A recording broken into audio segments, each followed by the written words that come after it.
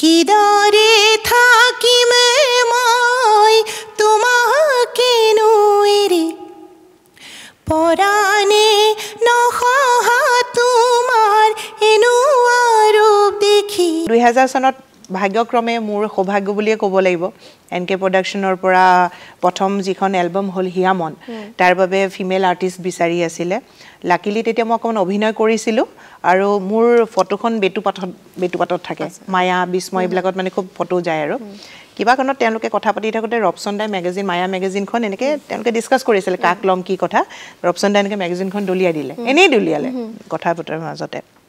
ফটোখনত আছিলোঁ মই মোৰ ফটো পিছতে পবিত্ৰদা দিগন্ত ভাৰতী কলিতা তেখেতসকলে বহি কথা পাতি আছিল জুবিনদা নাছিলে দেই তো তেওঁলোকে ভাবিলে দিগন্তদাই ক'লে আমাৰ লগত খুব ঘৰুৱা এটা সম্পৰ্ক এটাইবোৰৰে ক'লে এই মমিকে ল'ব পাৰে মোৰ ঘৰত মমি বুলি মাতা কৈছে মমিকে ল'ব পাৰে এইকে লৈ লওঁ কৈছে তাইৰ মাতটোৰ লগত মিলিব পিছতে ৰাতি মোক ফোন কৰিলে সেইদিনাখনে তই এনেকৈ গান গাব লাগিব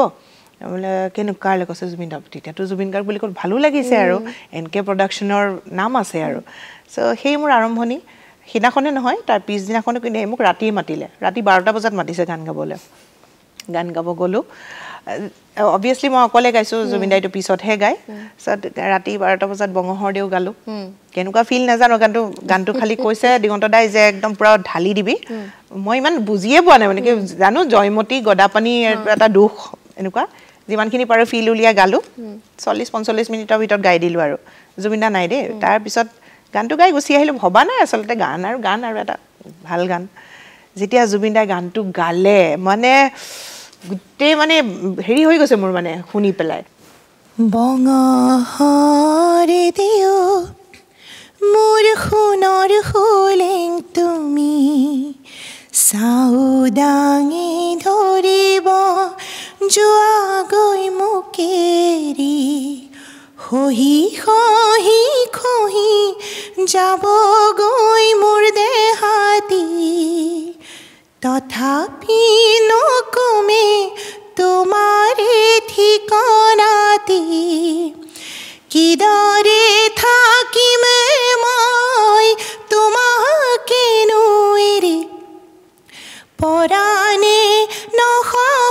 তোমাৰ এনেকুৱা ৰূপ দেখি বঙহৰদেউ মোৰ সোণৰ সোলেং তুমি চাউদাঙি ধৰিব যোৱাগৈ মোকেৰি খহি খহি খহি যাবগৈ মোৰ দেহাতি তথাপি নকমে